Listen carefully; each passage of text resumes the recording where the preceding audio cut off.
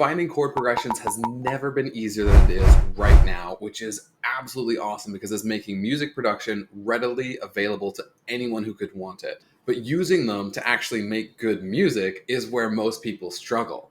Anyone can throw a basic chord progression at a DAW and then get something.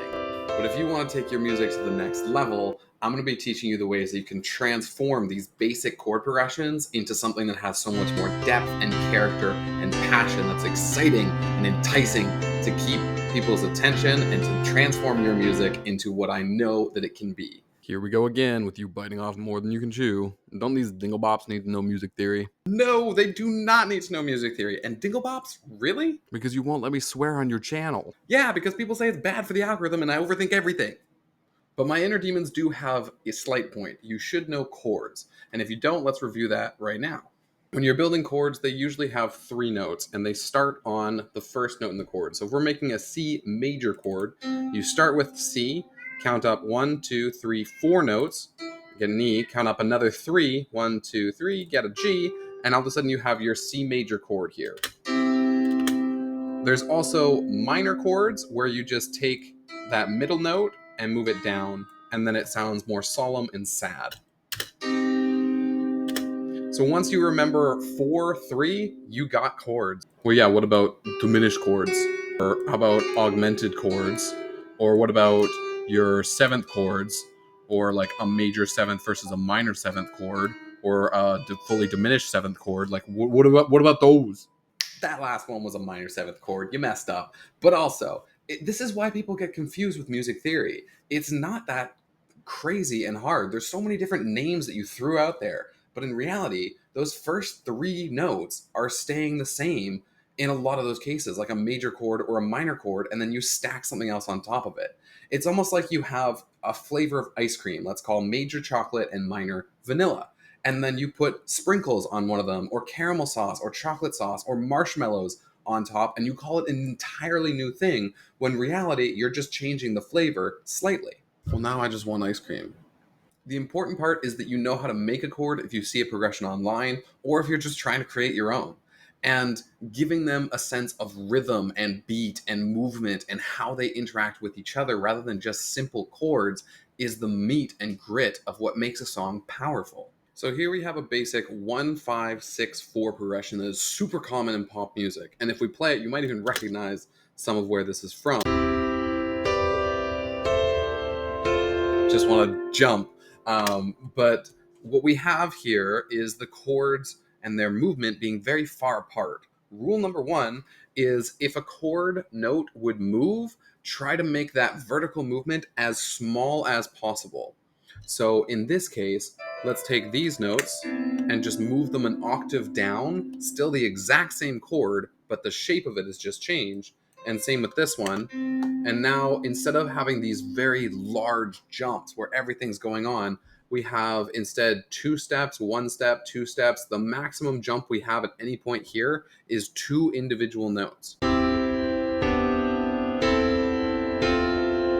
And make sure you like and subscribe. This Frazzle Fork puts a lot of work into these things to try and help you out, and it costs you nothing to just do that. And it could be the difference between me being able to actually eat something other than craft dinner for a change. Ugh. Rule number 2 is spreading things out. Right now, we're all in the same sort of frequency spectrum here. So let's try taking the middle note of each of these chords and then just moving it up an octave. Or we can also double the notes in a chord. So we can try moving it down an octave as well. And then you get a much bigger, more pleasant sound as you're spreading yourself across multiple different octaves now. Oh yeah, so that'll just fix everything, huh? No, of course not. And there's situations where this might not be what you want for your song, but in general, this is a mistake that a lot of people make where it's easy to fix and will make your song sound so much better. Now let's talk about rhythm and dynamics. This is how you open up the emotional impact of your chords and take them to the next level. So with rhythms, usually you'll just figure out a pattern that works for you, try some things out, and then see what sticks. So let's try a basic little one here where we're cutting them down into segments. Already getting more power and emotion to it. Another great thing to do when you're trying to make non-electronic music, or if you're trying to make some sort of genre where you want people to really feel the impact, is humanize things. And Ableton has this lovely little option here where you can just humanize, and it moves things slightly out of time. You can change the percentage, and that gives it a much more natural feel, as if someone was playing it rather than you just writing it in at the perfect time segments here.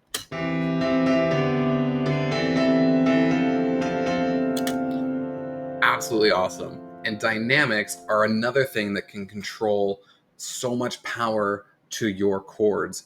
Generally, you want dynamics to start strong on a new chord and then go a little softer and then come strong again for the next one.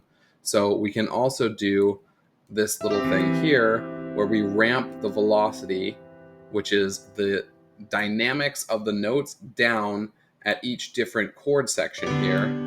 And then when we play it now,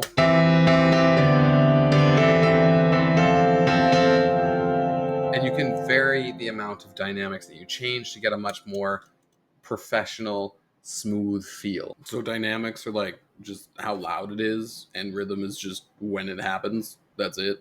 It just that's all you're doing. Yeah, it's simple, but so powerful for your music. Another awesome thing you can do with chords is arpeggiation. That's where you just take all the different notes of a chord and play them one at a time in some sort of pattern. So you can go up and down with it. You can jump all the way around. So let's take a look at some different examples of arpeggiation. So here we have an example where we're starting arpeggiation up and then moving around with each different chord. So it's a slightly different version of that arpeggiation.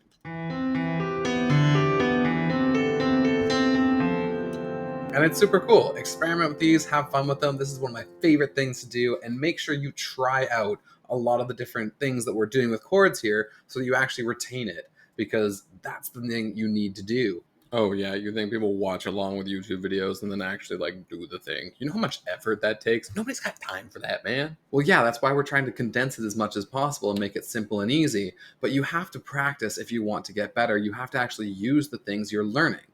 But the final point ties into that. You need to have fun with this. It needs to be something that you enjoy doing. And you can just mix and match any of these tools and strategies together. So in this one, we have a steady bass line. This is called a pedal tone that never changes. And it's not actually even a note in two of these chords. But we just throw it in there because why not? It's like sprinkles on the top of your ice cream or caramel sauce. And then we've got arpeggiations going in here. Like we're just rising up here, playing a full chord, jumping down with some quicker rhythms in there, and then playing full chords, add a little bit. And this pattern here in the first two bars is actually just repeated again in the next two, even though they're different chords. So take a listen to this.